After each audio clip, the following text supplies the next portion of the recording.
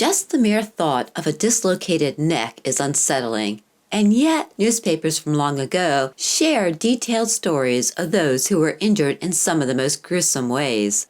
Hi everyone, this is Elizabeth from Strange Ago, and today we are going to explore some articles from the archives involving dislocated necks. First, we will start off light with a 1918 article from out of Wisconsin.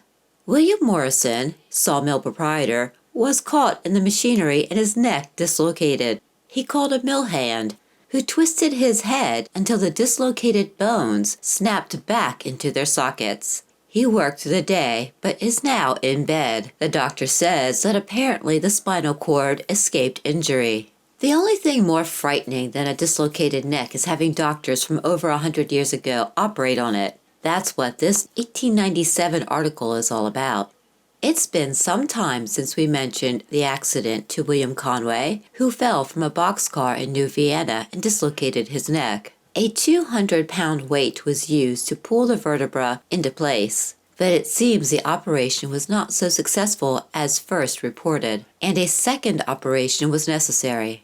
The heroic operation was performed upon Conway, who, for the past month, has been completely paralyzed. An attempt to press the vertebra back into place had proved futile, so the neck was cut open directly over the fifth cervical vertebra, and it was found to be fractured and resting upon the spinal cord. The bone was chiseled away until the spinal cord was exposed and all pressure removed. The incision was then closed, and Conway rallied nicely. 8 years later, another operation was performed on a different man suffering from a dislocated neck. The article from 1905 states, "Several doctors were interested spectators at the Williamsburg Hospital today when a strange operation was performed to reset the dislocated neck of E.L. Pape, a clerk 22 years old, who was thrown from a trolley car at Brooklyn last night. When Pape, who had landed on his head and shoulders, was removed to the hospital, it was found that he had dislocation of the spine at the sixth cervical vertebra.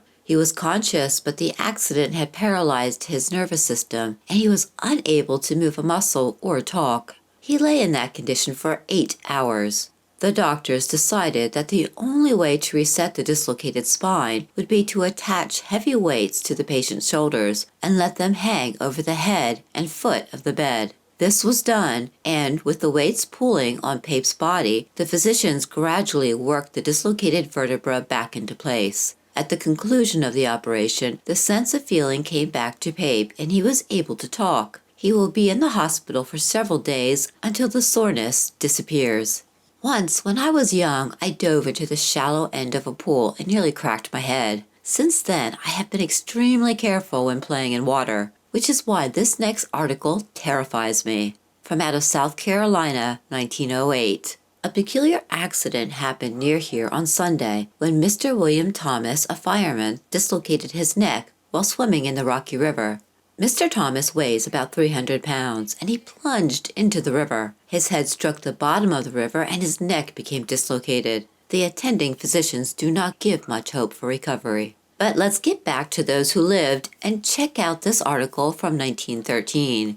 The lives of 2 young men suffering from unusual injuries have been saved at Culver Union Hospital. Raymond Mahan, 13, suffered a dislocated neck when chopping wood at his father's farm. He was hurried to the city in an automobile, where the neck was set. When the doctor was making the examination of the injury preparatory to giving the patient an anesthetic for an operation, he told the assisting physician he believed he could heal the injury without an operation. Grasping the boy's head, he tilted it upward until he felt the muscle relax. Then he moved the head slightly to one side, thereby causing the dislocated vertebrae to snap back into place. The spinal cord had not been pinched.